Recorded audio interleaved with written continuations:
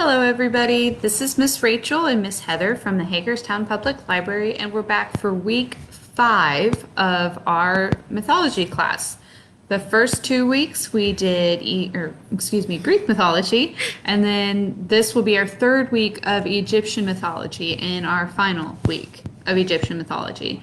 And then next week and the following, so we'll have 2 weeks of Roman, and then we'll have kind of a catch-up review sort of week, seeing, I don't know, just maybe any other random stories we think you guys need to know or Just random whatever. things. Yeah. If you haven't signed up for our summer reading yet this summer, come on in and sign up, or you can sign up online. We've got packets here at the library for you. They've got like activities and stuff for kids. We also have all sorts of fun virtual programs. So at the end of this program, I will give you guys a code word, and then you'll be able to enter that and get credit for this program. For more information, just come in, sign up. We'll tell you all about it. So first, we're going to talk about Scarabs today and pyramids. But one thing I am going to kind of put in here for a sales pitch need be is we also have a YouTube page with all of our different virtual readings that Miss Rachel does, that Rachel and I do for virtual readings on Monday, Tuesday through Friday. And then we also we put on these lessons. So for all you mythologists out there, there are lessons that we have done in the past. They're still being putting up. But if you think you missed one or want to rewatch one and watch us teach you that lesson, they are on there. So, yeah. Would you like to read Scarabs? Okay, so we're going to learn about scarabs. For those of you who don't know, they're basically like dung beetles. They were very popular in Egypt, and there's a little paragraph explaining why. But first, I just wanted to show you. This is kind of what they look like. Of course, this isn't a real one. It's like a clay or something, I guess. Yeah, I don't know. But okay, so scarab in ancient Egyptian religion was an important symbol in the form of the dung beetle, which lays its eggs in dung balls fashioned through rolling. This beetle was associated with the divine manifestation of the early morning sun, Khepri. And if you guys remember, Ra was the sun god. He was the one who brought the sun back up every morning. Khepri, whose name was written with the scarab hieroglyph and who was believed to roll the disk of the morning sun through the eastern horizon at daybreak. Since the scarab hieroglyph Khepr refers variously to the ideas of existence, manifestation, development, growth, and effectiveness, the beetle itself was a favorite form used for amulets in all periods of in Egyptian history. So basically, it's like a symbol, like the sun god Ra rolls the sun through the sky. This is like the dung beetles were rolling the dung balls through. It's just like a symbolism kind of thing. But yeah, they were very popular. Like sometimes even now you'll still see like brooches, which is like a, I don't know, just piece like of jewelry. Yeah, it's something you just pin on your shirt. Sometimes even now you'll see them in the shape of scarabs, or you'll see like necklace or amulets or whatever. Like sometimes, like if they would weave it into like a blanket or a rug. It was all sorts of stuff. So this was one of the popular creatures in ancient Egypt. They had several, but scarabs were one of the more popular ones. And so with one of your activities, you can come in and pick up today till 5, because it's 3 o'clock now. I posted on Facebook for all the 4th through 6th graders and parents and or guardians to come and pick up those packets. You will have to come inside to get them. They will not be outside because we are redoing our steps. So you can come in on the old main entrance or the back entrance of the library here. One of the activities you're going to do, and you can do, is you can make your own scarab out of the round part of a spoon. So it'll be like this will be your scarab. Oops. Still processing. So like a plastic spoon. You'll break the handle off and stuff. So Yep. Yeah. A lot better said than me. But yeah, so there's that fun craft, and then there's another one. What was the other one? You're gonna make your own pyramids. Ah, yes, pyramids. So, Now you can, with that, it is just a regular sheet of copy paper, just regular paper. If you want, you can draw over it on a thicker piece of paper or whatever, or just do your own to make it a little bit more structurally sound. But the one we found was just printed on a paper from a certain crown company. Yeah, so those crafts are in here at the front desk, so you'll just have to come in and ask for them. And we'll probably have them out for a couple days afterwards, so if you guys aren't able to come in today, then we'll have them out. Yep. So. As well as we have our craft from last week with the cartouches. You remember what those were? With the flour and salt dough. Those are still out in the cart as well. Just same thing. We'll have them out probably for a little bit longer, but not too much because we're getting ready to move into our Roman section. So just a FYI. Yeah. Okay, so we have pyramids. Do you want to start on that? Because I just remember we had those symbols that we printed out. Yes. Let me go grab those. If you want to start on the pyramids, I'll be right back. All right. We're going to talk about the pyramids. We have talked about them a little bit and how they have different chambers and what the meaning are. And basically it was a big burial, and it was good for your stature and where you are at with the public. So let's get going. So the Pyramid of Giza, those are like the famous one, Valley of the Kings, Giza, was built 4,500 years ago in Egypt, yet it remained as the tallest man-made building until the 19th century. That means it stood its place as the tallest building for 3,800 years, 3,800 years. That is a long time to be the tallest building. On the subject of pyramids, which number crosses your mind if we were to ask you, how many pyramids are still standing on Earth? 5? 10? Nope. The number is more than 5,000. Okay, 5,000. That's huge for them being around for thousands of years, okay? The real purpose of these Egyptian pyramids is highly debated. It is astonishing that such mighty structures were constructed over 4,000 years ago. Imagine a time with no advanced machinery, so no cranes, no bulldozers, no forklifts, nothing, okay? It was during this time when the Egyptians erected these pyramids with stones that weigh 5 to 10 tons per piece. It's not like a little cinder block that's, this big by this big. No, it's almost a whole building is being put up. Still getting used to it. All of these stones were hoisted and laid one by one at the top of each other. We can only imagine how the process were carried on. Researchers are still working on figuring out how they achieved such a feat. Yeah, I don't know how they did it. I'm going with the aliens. That is a weird fact that some people think the aliens did the pyramids. Oh, Feasible. now we know. We know now. Me.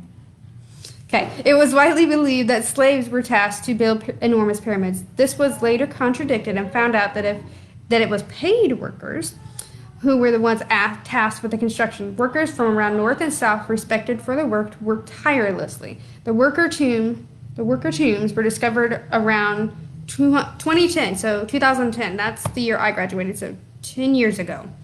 The body is preserved in the dry sand along with jars of beer and bread for the afterlife. A lot of guys like that stuff. Another interesting fact about these extraordinary structures is that despite the harsh fluctuating temperatures of day and night, the pyramids maintain a constant inside temperature of 20 degrees Celsius. I'll have to calculate that, but it's a pretty cool temperature for being in the middle of a desert, basically, in the sun all day, no shade to hardly be found out there. Yeah, I imagine there wouldn't be a whole lot of breeze inside the pyramids either. No, so but that's pretty good. That's a pretty comfortable temperature from what I'm thinking, what it should be. Say holla to the mother of ancient air. Holla! That's what it meant, I guess. To the mother of ancient air conditioning. All right. Let you read that part. Okay. The Egyptians used 2 constellations to align their pyramids in a north-south direction. One was the Big Dipper, and the other is the Small Dipper. The tombs are aligned in north-south with an accuracy of up to 0.05 degrees. This happened in an era where modern-day precision tools were not even imaginable. So that's pretty crazy that they were able to get it that accurate. Yep. There's another, there's an old Arabic proverb that translates to man fears time, time fears the pyramids. Pyramids are one of the oldest standing wonders.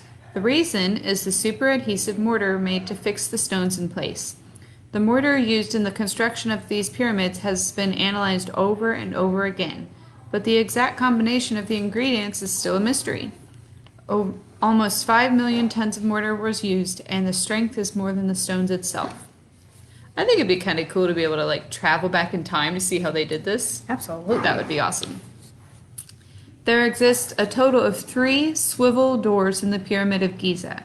One of the enormous doors is a 20-ton swivel door in the Great Pyramid and is so well balanced that it can be opened from the inside with just one hand. Like this. Yeah, that's pretty awesome. You can't do that with modern stuff, let alone Yeah. find something that does that now. When it is closed, the fit is so perfect that it blends in with the wall, making an impression that is not even there. At the time of construction, these ancient Egyptian pyramids were covered with well-polished casing of limestone. The limestone, when laid on the pyramids, sparkled literally like diamonds when the sun would shine. This shine made the structures visible from miles away. I bet they were beautiful. Mm-hmm. Did you know that there exist pyramids with flat tops? Yes, many of the early pyramids around the world were made with the top flat. In fact, the first pyramid constructed by the Egyptians at the site of Saqqara around 4,700 years ago did not have triangular sides. It was the tomb of the Egyptian king Djoser and had a flat roof, which led the archaeologists to believe that the first ever pyramids were indeed flat. Many similar pyramids from the past exist even today. That's kind of cool. Yeah. And the Egyptians weren't the only ones to build pyramids and stuff like that. Like the ancient Aztec and Incas also did temples and pyramids in like South America, southern Mexico, and stuff like that. So it's something that's been carried on through the centuries as, you know, a place to worship, a place to bury the dead, things like that, and to have temples for things. The Egyptians were just the most famous for it. Yep. So the huge statue of Sphinx was built near the Great Pyramid around 4,500 years ago. It has the body structure of a lion, head of a pharaoh. The sole purpose of the Sphinx was to guard the pyramid of Kharifte at Giza, The Great Pyramid Khufu weighs a whopping 575, trying to think, this is a big number, 57 million, right? Sorry, it takes me a minute. I think it's 5,075,000. Yes, I think that's what it is. Close. Something like that. It's really heavy, okay? A lot. Tons, okay? If you want a comparison, the Burj Khalifa weighs only 500,000 tons. The Great Pyramid is made of an estimate 2.3 million blocks of stone, and each block weighs 2,267.96 kilograms. Exactly 2.5 tons approximately. Do the math. Yeah. Obviously, Miss Heather's not great at it. If you're good at it, either. go for it. Okay. So, in 1877, Dr. Joseph Seuss found an interesting discovery. He showed that the Pyramid of Giza is located exactly at the intersection of the longest line of longitude and the longest line of latitude. So that's like this and this. Mm-hmm. If I could, here we go, like that. Yeah. There we go. Yep. That's close as Miss Heather's gonna get. There we go. So like a cross, at the cross. Here's right there. So it appeared right in the middle. Yep. It didn't appear. It was built right in the middle. He showed that the Pyramid of Giza was located in the longest line of longitude and latitude. Or we can put it in this way. The Great Pyramid is the exact center of all landmass of planet Earth. That's really interesting. Yeah. King Al-Aziz, son of Saladin and Kurdish ruler, planned to destroy the pyramids in the 12th century. Thankfully, he gave up because his job was too big of a task, even for a king. Though the attack left a gash on Menkare's pyramid. Though highly sophisticated in terms of accuracy and architecture, the Great Pyramid of Giza took almost 23 years to complete. Most of the pyramids were built simultaneously. Pyramids are one of the most marvelous examples of engineering from ancient history, which still remain a subject of research and curiosity. The figures about the number of workers vary. Historians take into account various factors, including how many men it might have taken to lift one block. One such account suggests that there have been almost 6,000 men inside the structure, 60,000 men inside the structure, 30,000 inside it, requiring a jaw-dropping 90,000 workers to build a pyramid. So that's like a medium-sized city, small to medium-sized city, depending on where you're at. Yeah, so that's just the men. Just and all men. these men would have women, like wives and children. Yep. So can you imagine how big the city was? And to have 90,000 men take 23 years? It's like insane. That's about most of your working career life. Yeah. So say you started this at 20, like, which I'm sure a lot of them started earlier than that, actually. But still, I mean, you'd be like in your 40s at You'd be least. 43 at least. So the average person retires with 30 years on a job or careers. So that's like 3/4 of your career right there. Yeah. It's insane. Lifting blocks. Yep. Okay, and so we've talked about this next fact a little bit, but also known as grave goods, Egyptians believed that Egypt was the best place God could have created for any human to live. They believe that once a person is dead, he or she enters a similar mirrored world like Egypt. The only difference, they imagined, was the absence of grief or sorrow. They believed that one might need things in another life just like one needs one when alive. So they buried a body with necessities, and in case of kings in the pyramids, they used to bury gold and other valuable commodities with the body. All the precious artifacts found in pyramids are with the Egyptian authorities. So like I said, we've talked about that a little bit, but once again, it just emphasizes that. Though pyramids may give an impression that they only have 4 sides, the Pyramid of Giza has 8 sides. Each of the 4 sides of the pyramid is evenly split from base to tip. The discovery goes back to 1940 when a pilot named P. Groves noticed the strange sight of 8 sides while flying over it. The indentations are visible from only above with the appropriate light. That's pretty interesting. Pretty cool.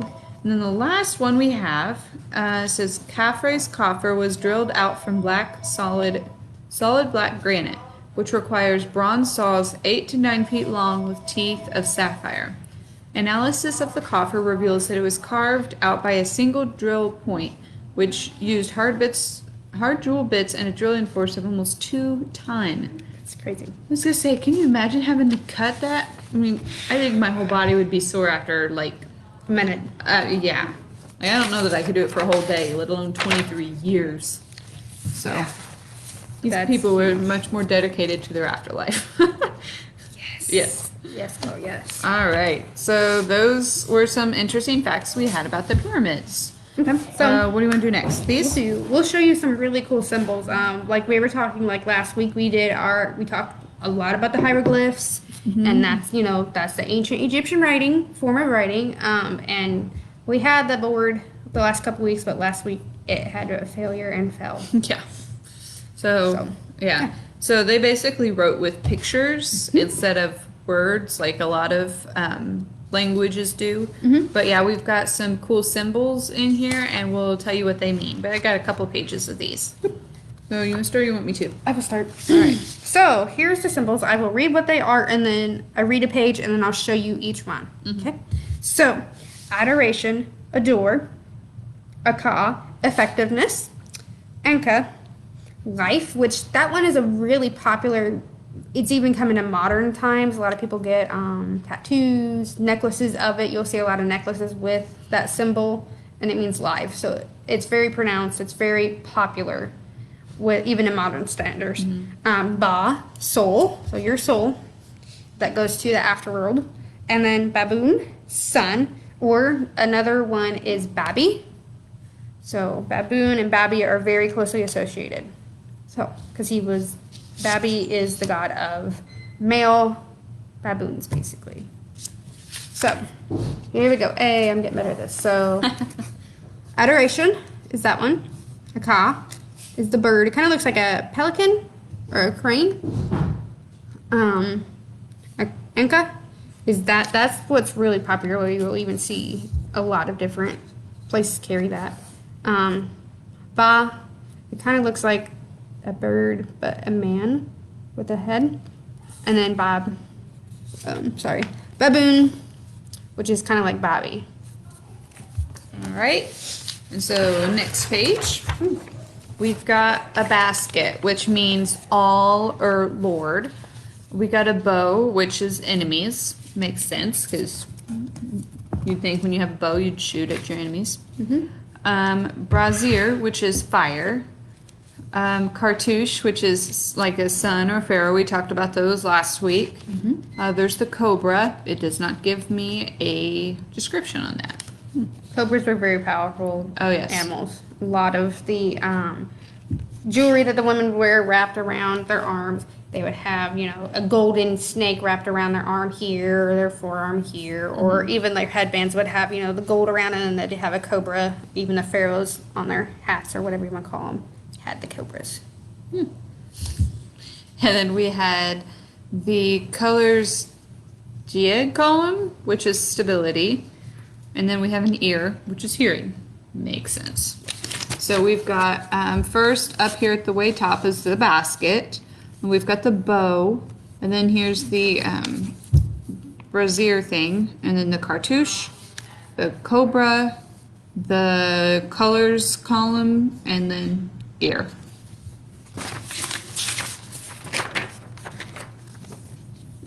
Okay, so these are really important symbols you'll see a lot of. So we have the Eye of Horus, meaning sun or Ra. Okay. The feather is truth. Gold, tomb. And these also have like the names in Egyptian. The Egyptian names, but Yep. we can't pronounce those. We try to pronounce things, it just doesn't always come out right. So we rather not just butcher it. Gold, tomb, headrest, sun, heart, soul, conscience, so like what you're thinking and everything in your brain, and knife, this. Okay, so we've got the Eye of Horus, feather, truth, gold, tomb, and It's the headrest. the headrest, there we go, sun. We've got the heart, soul, conscious, and then the knife. I mean, knife's kind of an obvious what it is. Okay. On the next page, there's the knot of Isis, which means life. There's lapwing, which is peoples. Lotus, which is like the lotus flower, is Lower Egypt. And then the Manet necklace does not give any meaning to that. There's the mountain. No definition for that one either. And then the Nefer is beauty. Which it looks like an instrument. Yeah, it does look like a guitar sort of thing. Okay, so up here is the knot of Isis. And then here's the lapwing, which is a bird. And then there's the lotus flower, the Manet necklace, mountain, and then the Nefer, which you could see is some like a mandolin almost sort of deal. And there's this really cool website that we got like these stories and stuff from. It's called Ancient Egypt Mythology or something like that. But it's got all sorts of fun stories, and it's got all these symbols, and there's information on all the gods and their resources where they got that information. And it's pretty cool. We've called it our magic resource and Yes. site because it has everything. And the other site we use for hieroglyphs is called Lingo Jam. We forgot to put that on there last week. Yep. We will get that up there, and we will also get that Hand me the website. pen. Yes. I will write it down so I don't forget. So I think we have a couple more pages, and then we'll get to some stories. All right. So palace wall, king's home, papyrus, Upper Egypt. So papyrus is also a form of paper as well. Later years. Phoenix, sun, pool, water, praise, saw, protection, and sail, breathe, or breath. Okay, so we have the palace wall, we have papyrus, which is like kind of a floral formation, looks to me. We have the phoenix, which is a bird, the pool, which looks just like pool with water. We have praise, which is like, if you go to church or something like that, you praise and worship kind of deal. Or they celebrate, or they, praise the gods for this, praise the gods for that. Another form of it. The next one we have is saw, so protection. So you pray for, so it could be like pray for protection. I know I've seen in books when I was younger, a lot of those would be together. Those two would be you pray for protection. The other one is sail, or breathe. What is that? So it looks like a sailboat sail. All right, and I think we got Two more just a pages? couple, looks like 2 pages left. Okay. So the first one we have is scarab beetle, which we've already talked about. It's the sun for, the sun god. And then we have the secum scepter, which means power or might. And then we have the Senate board game, no description. The Shen ring, which means eternity. The sistrum, which is placation. Sky for sky. Star is afterlife, and swallow is souls. I think there was another one earlier that mentioned souls, like maybe the heart or something. Something like that. So like some of these have like a couple of different similarities. So here's the scarab beetle, the scepter, the board game, the Shen ring, sistrum, sky, star, and then the swallow. Yep.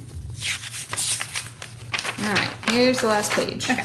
So I'm gonna go over some facts real quick that I know from that page. So the sonnet is the modern day kind of like chess or checkers. I kind of looked into it for different games you guys could play, but it'd be really hard to do that. It's still played over there actually.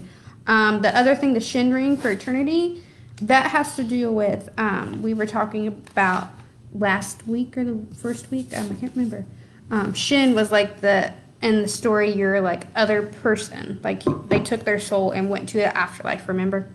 Yeah, it's like your doppelganger. Yeah. In soul form. There you go. So yeah, those are the 2 facts I know from those hieroglyphs. And if I'm wrong, I'm so sorry.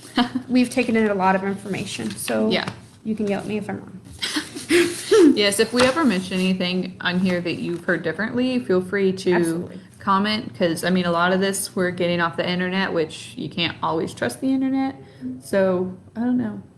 Internet's books. Use your resources. I always had a Yes. teacher said, use your resources. So if you have something that's exactly for true, let us know. Yes. Okay, next we have tree, which is life or rising sun.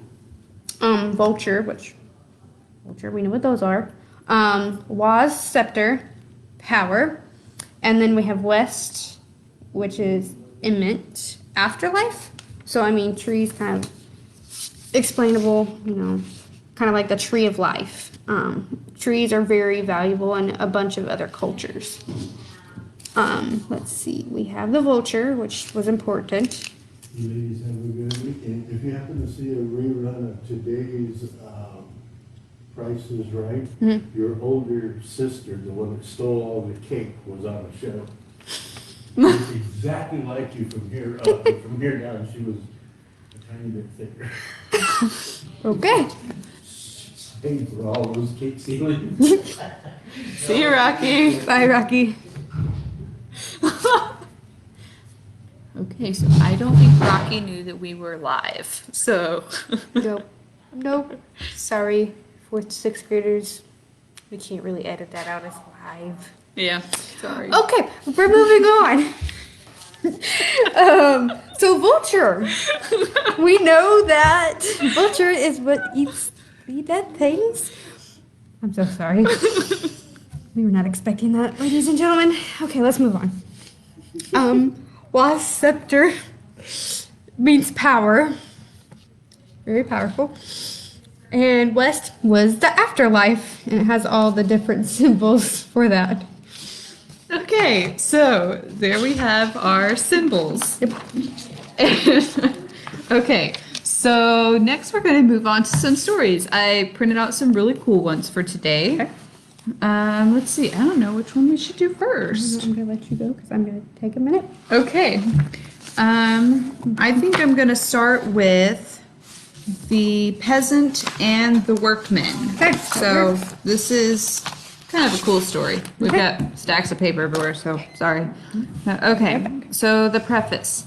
A tale of the 9th dynasty, which from the number of copies extent would seem to have been very popular, relates how a peasant succeeded in obtaining justice after he had been robbed.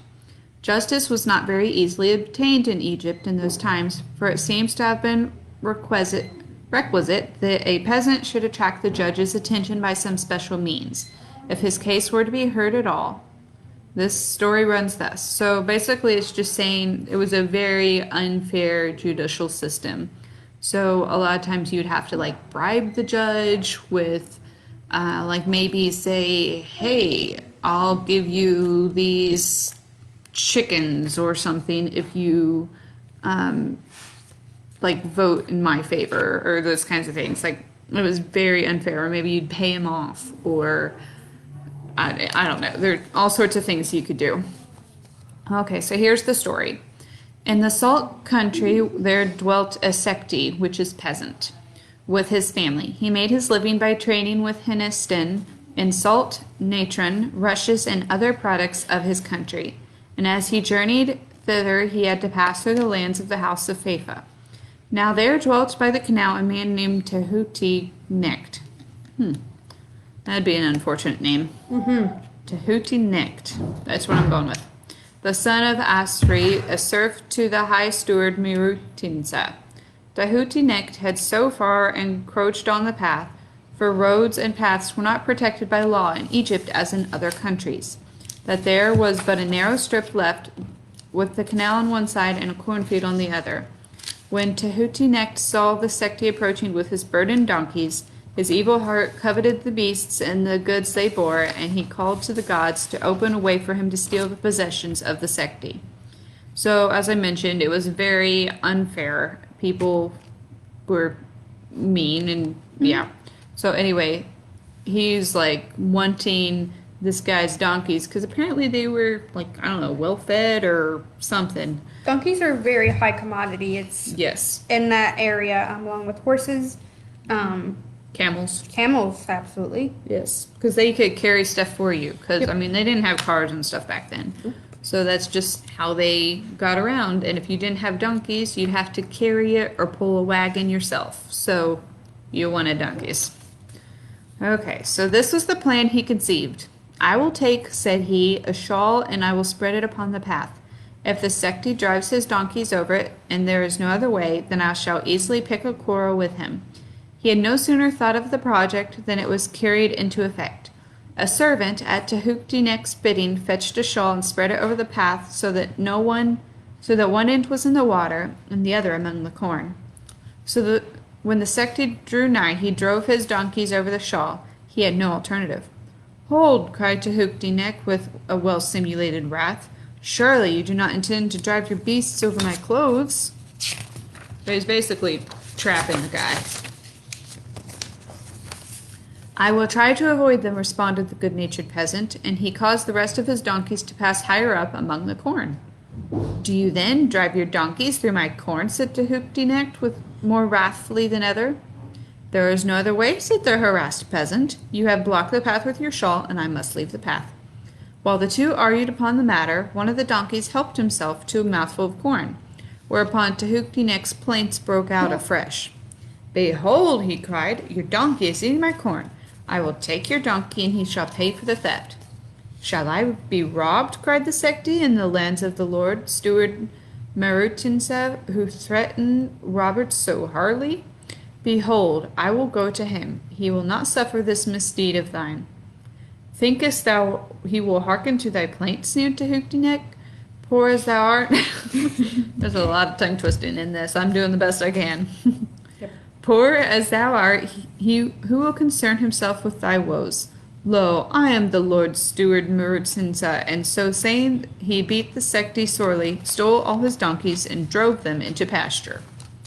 In vain the Secti wept and implored him restore his property. Tehuti Necht bade him hold his peace, threatening to send him to the demon of silence if he continued to complain. Nevertheless, the Secti petitioned him for a whole day.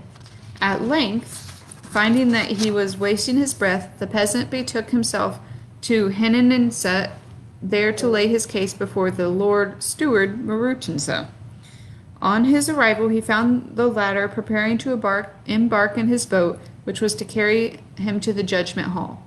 The Secti bowed himself to the ground and told the Lord Steward that he had a grievance to lay before him, praying him to send one of his followers to hear this tale.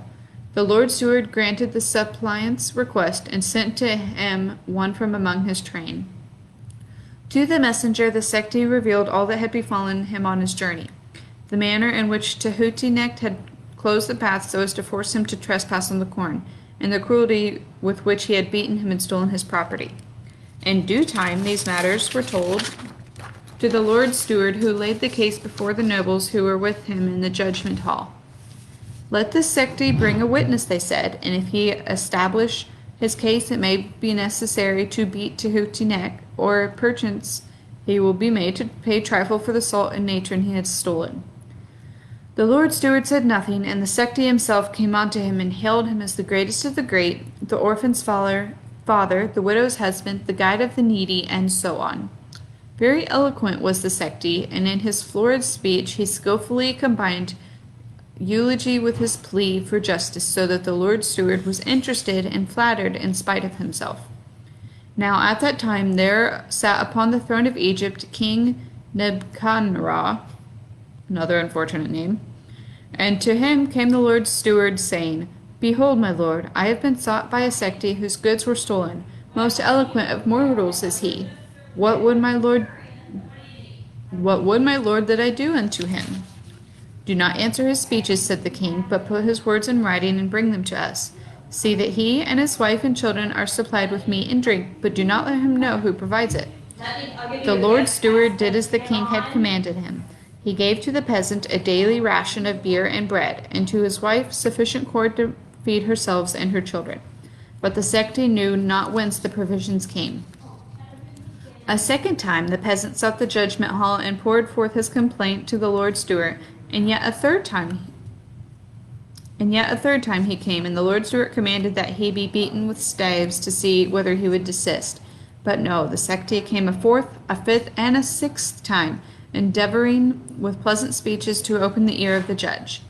Marutansa hearkened to him not at all, yet the Sekti did not despair, but came again unto the ninth time. And at the ninth time the Lord Steward sent 2 of his followers to the Sekti, and the peasant trembled exceedingly, for he feared that he was about to be beaten once more because of importunity. The message, however, was a reassuring one. Marutansa declared that he had been greatly delighted by the peasant's eloquence, and that he would obtained satisfaction. He then caused the Sekti's petitions to be written on clean papyri, which is like the papyrus. They're basically leaves that they use as paper, basically. Yep. And he sent them to the king according as the monarch had commanded.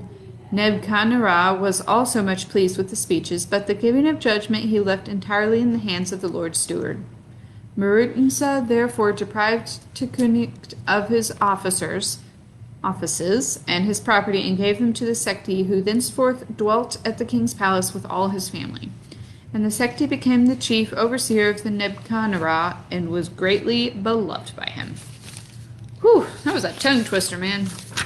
That's a rough one. So basically, the story summed up was this peasant was going on about his business, and this workman basically trapped him and stole all of his stuff. And then the peasant went on and on and on to basically it was kind of like it wasn't a police officer, more like a judge, I guess. But he just basically was like, hey, are you going to help me? This is what happened. I need to get my stuff back. And eventually he was able to get his stuff back. But yeah. Yep. All right. So, summing up the tongue twister, that's what it was. Okay, I'm hoping this is easier, but we'll see. This is about the prince and the Sphinx. So remember, the Sphinx had a lion-like body and a pharaoh's king's face. Okay. Yeah, you've probably seen it in like TV shows or books or something. He's missing his nose. Yes. That's what it looks like. Give me the book. Maybe see if I can find it. Let's see if we can find it in our handy dandy Egyptology book. Fancy book. All right. So you want to start the story while I see if I can find it? Okay. The Prince and the Sphinx. There once was a prince in Egypt called Thutmose. This was a son of Pharaoh Imhotep, the grandson of Thutmose III, who was succeeded the great queen Hatshepsut. We've mentioned her before, and we know I have a problem saying that word. He had many brothers and had many brothers and half-brothers because he was the Pharaoh's favorite son. They were forever plotting against him. Usually these plots were to make Pharaoh think that Thutmose was unworthy or unsuitable to succeed him. Sometimes there were attempts to make the people or the priests believe that Thutmose was cruel or extravagant or did not honor the gods and so would make a bad ruler of Egypt. But once or twice the plots were aimed at his very life. So if we remember right, the priests, usually called high priests, were actually high up. They were almost with the king of Egypt. They were kind of a little bit lower than them, but they had a very high standing with the people. It's like having a pastor or father, whatever, that can tell the congregations or a group of people what this person is and if they're a good person or not, basically, and if you should be following them or not. So they had a lot of say with the monarchies of that time. So Thutmose was cruel and extravagant. All this made Thutmose troubled and unhappy. He spent less and less time of his time at Thebes or Memphis with Pharaoh's court, and more frequently rode on expedition to Upper Egypt or across the desert to the 7 great oases. Even when Pharaoh commanded his presence or his position demanded that he must attend some great festival, he would slip away whenever he could and with a few trusted followers, or even alone in disguise, to hunt on the edge of the desert. So Thutmose was skilled in all manly exercises. He was a bowman who could plant arrow after arrow in the center of a target. He was a skilled charioteer, which is a person who guided the chariots with the horses, and he was very skilled in that charioting situation with the horses. That was a version of our modern day car. That's how they got around. So, and his horses were faster than the wind. Sometimes he would course antelopes for miles across sandy stretches of desert, and at others he would seek out savage lions in their lairs among the rocks far above the banks of the Nile. One day, when the court was in residence at Memphis for the great festival of Ra at Heliopolis, or Re. They use Re. I prefer the term Ra, but they are the same thing like we've talked about before. Just spell them a little differently. Yep, R-A or R-E, one of the two. A few miles further down the Nile, Thutmose escaped from all the pomp and pageantry to hunt on the edge of the desert. He took with him only 2 servants, and he drove his own chariot up to the steep roads past Saqqara, where the great step pyramid of Djoser stands. Stands. And away through the scrub and the stunted trees were cultivated land by the Nile, faded into the stony waste and stretches of sand and rock of the great Libyan desert. So I think... Yeah, I found a picture of a Sphinx. It's kind of small, so I'll see how well I can get it up here. But it's this picture here, and you can see it's like got the head of the pharaoh, but its body is made of a lion. Now, a lot of times it's kind of buried in sand because, I mean, it is in a desert and the wind blows sand, and so I mean, you can't always see the whole body. Yep. But that's the Sphinx basically. It's a big tourist thing, and if you very see that, popular. then you're going to see their pyramids in Giza and the Valley of the Kings. Yes. All right. So they settled for the first glimmer of dawn, so that they might have as much time as possible before the great heat of midday. And they coursed the gazelle northwards over the desert for many miles, parallel to the Nile, but some miles away from it. So when they say they coursed it, they like led them and chased them, Like guided them along, basically. Yeah. By the time the sun grew too hot for hunting, Thutmose and his 2 followers had reached a point not very far away from the Great Pyramids of Giza, just talked about that, which the pharaohs of the 4th dynasty had built over 1,200 years before. So that's another point in time where it gives you kind of a point of time reference. So 1,200 years to the, 5,000 years they've been around? Yeah. So at that point, 1,200 years is like a drop in the ocean to the 5,000 they were around. By the time the sun grew too hot, let's see. Here we are. They stopped to rest under some palm trees, but presently Thutmose, desiring to be alone and wishing to make his prayer to great god Harmachis, entered his chariot and drove away over the desert, bidding his servants wait for him. After away sped Thutmose, for the sand was firm and smooth, and at last he drew near to the 3 pyramids of Khufu, Gafara, and Menkaura. towering up towards the sky, the burning sun of midday flashing on their golden peaks and glittering down their polished sides like ladders of light leading up to the boat of Ra as it sailed across the sky. Remember, Ra brings the sun up every morning. Yep. So Thutmose gazed in awe at these man-made mountains of stone. But most of all, his attention was caught by a gigantic head and neck of a stone that rose out of the sand between the greatest of the pyramids and a nearly buried mortuary temple of huge square stone blocks that stood on either side of the stone causeway leading from the distant Nile behind him right to the foot of a second pyramid that was that of the pharaoh Khafra. It's kind of shaky, but it's close enough. This was a colossal carving of Harmarchis, the god of the rising sun, in form of a lion with the head of a pharaoh of Egypt. The form had been taken when he became the hunter of the followers of Set. Khafra was the Sphinx to be carved out of the outcrop of solid rock that happened to rise above the sand near the processional causeway, leading from the Nile to his great pyramid. And he was bidden, as he had bidden his sculptors shape the head and face of Harmarchis in the likeness of his own.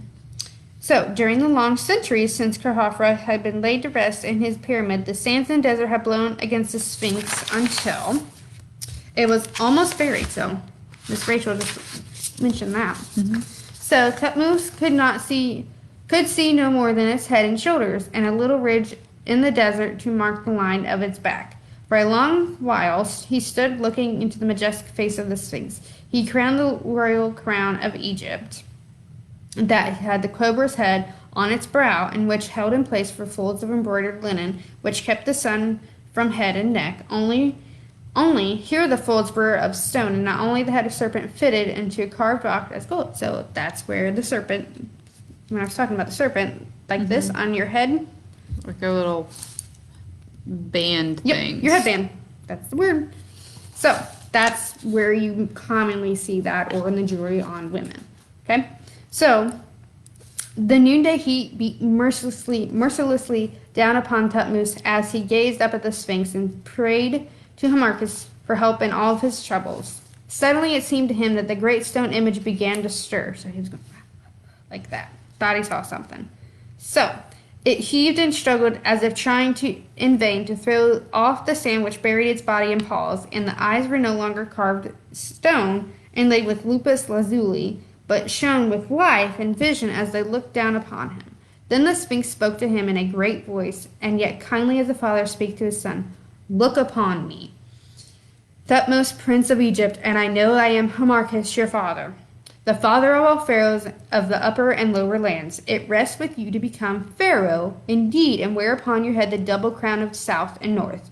It rests with you whether or not you sit upon the throne of Egypt, and whether the peoples of the world come and kneel before you in homage. If you indeed become pharaoh, whatever is produced by the two lands shall be yours, together with tribute from all the countries of all the world. All this, long years of life, and health strength shall be yours, if you accept this, basically.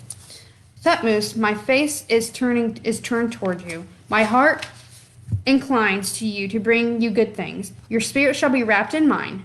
But see how the sand has closed in around me on every side? It smothers me, it holds me down, it hides me from your eyes. Promise to me that you will do all that a good son should do for his father. Prove to me that you indeed, my son, will help me.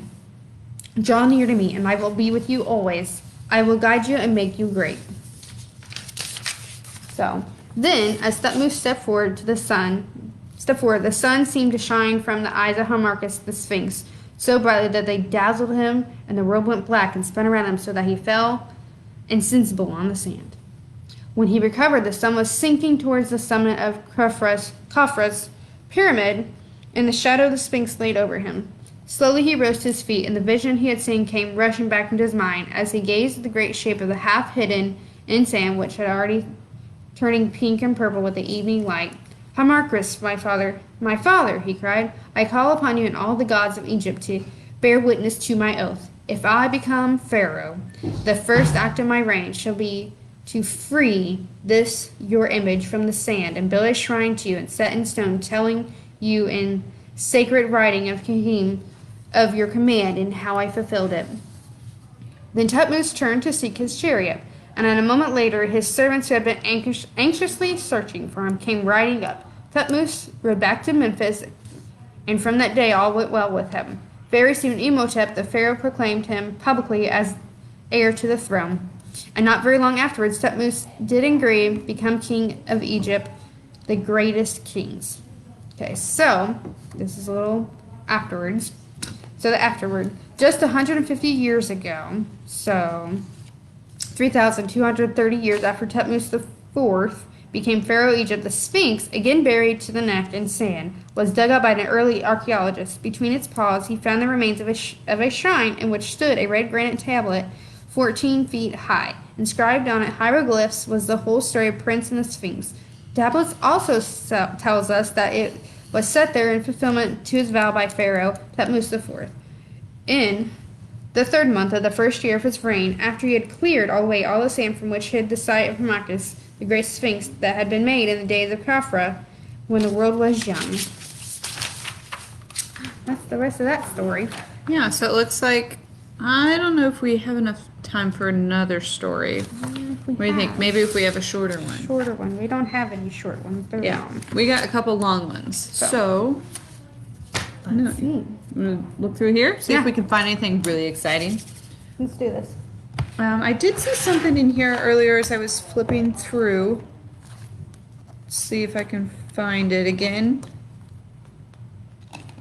Basically, the mummification process. Thought that was kind of interesting. What do you think? Want to go for it? I can discuss that if you want. Okay. So there, So- got some steps and stuff down here. We've talked a little bit about mummification, and I won't go into specifics how your brain comes out. We've talked about the jars that they put. Excuse me.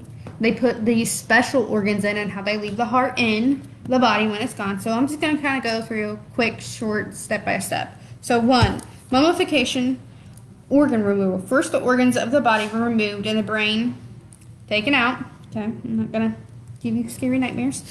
Apart from the brain, which was thrown away, the organs were preserved separately in canopic jars. So like the jars I've showed you pictures of with different heads for each organ. Each jar or each organ had a very special jar. Like, Yep. It was. The jackal head, a human head. I think Bobby. Yeah, I think the baboon was one of them, Yep. and The maybe jackal. something else. Yep. 2, mummification, drying. Second, the corpse was covered in a special type of salt called natron, and then left for a month or so to dry out thoroughly so that it was much less likely to decompose. 3, wrapping in the 3rd stage. Hundreds of yards of linen was wrapped around the corpse to protect it. Many jewels with some magic properties might be slipped in within the bandages. So when you see like, your modern day Halloween mummy, like that's kind of how they did it. That's where we get the wrapping up like a mummy and the toilet paper, but it was actually done with fine linen, and it depended on how rich you were, basically, of what they did for you. 4, entombing. Finally, the mummy was wrapped in a sheet, often of papyrus, and the Book of Dead would be placed with it to help the dead man's body reanimate, and his soul, or Ba, we've talked about Ba, your alter person, your doppelganger, basically goes on to the afterlife. I remember it took anywhere from 50 to 70 days for the total mummification process to go and be completed. Like I said, it depended on how rich you were or how high up in, what is the word I want to say? Basically, like if you were a pharaoh versus a peasant. I mean, Yeah. the pharaoh would definitely have much better mummification process, be buried with more jewels and food and that kind of thing. Yep. But yeah. But yeah, everybody got, for the most part, mummified. It just, like she said, it depended on how you ranked, basically. Yeah. That was the word I was thinking. Rank. There Yep, you go. rank. So yeah, that is something I can tell you about mummification. Also, they would mummify their pets, cats, bulls. I can't imagine having a bull in the tomb with me, but Yeah. that's just me. They would also sometimes have like special oils or like perfumes in there, because one, I think it would probably be a little stinky. We'll see. It would help preserve the body. They would have like special oils that they'd basically like bathe the body and then rub it in all the oils and like it was a process. Like, Yes. it was intense. Yep. But yeah, so let's see what else. I was gonna say we got a couple more minutes left. So the last story we talked about, the Princess Sphinx, and he was a really good chariot. So this is a great picture of what the chariot's like for the royalty. Oh, yeah, At least that is look a cool like. one. So that would be the chariot, the horse, and they said his horse was fast as wind, and it's kind of perfect. This kind of describes him to a T. He has his bow. He was a good hunter, and he would get out whenever he could. And they would actually race these as well. So it's a really neat thing they would do. Yeah, I don't know if some of you have heard the story of Ben-Hur, but it's kind of a neat story. But yeah, so we have really enjoyed learning about Egyptian mythology. Like I said, this was the last week for it. But yeah, I mean, I learned some new things, and I hope you guys did too. So the code word. Oh wait, do you want to add anything else? I was just excited to do it because when I was you guys' age, 4th to 6th grade, I was kind of a geek, and this is what I geeked out about, and I loved the Egyptian things, and I have learned different things as I've gotten older, what was true, what wasn't true, but I really think, the internet is a good source. Even, like I said, my teacher said, use your resources. This book has been amazing. So if you want more knowledge and specifics, you could also look up a lot of things. Go back to King Tut. Very interesting. He only lived to 16, if I remember right. Yeah, I think so. Something like that. And Not very old. Yeah, you can look up the discovery of his tomb. He's one of the most famous mummies and pharaohs to be found by Howard Carter, and there's a whole slew of information on that, and the uncovering of the tomb, the possible curse of his tomb, and all the Egyptologists that went into that. It was really cool. Yeah. I don't know if you guys are familiar with like the Rick Riordan, Percy Jackson books. But he also has a series on Egyptian mythology. I believe they're the Kane Chronicles, I believe. so. I personally have not read them, but they're very popular. Rick Riordan does a great job with mythology. I think I heard he's coming out with Celtic mythology series here soon. Yep. So that'll be cool. I'm excited. But yeah, so next week we'll do Roman mythology. We've got 2 weeks for that, and then we'll do kind of a review thing. Yep. But yeah, like Heather said, this book has great resources in it. It's got some really cool pictures, lots of neat information. You can find lots of things on the internet. I wrote down these 2 websites. I'll post them in the comments here in a few minutes when we're done. And yeah, I think that's it. So the code word for today is Bobby, which is spelled B-A-B-I.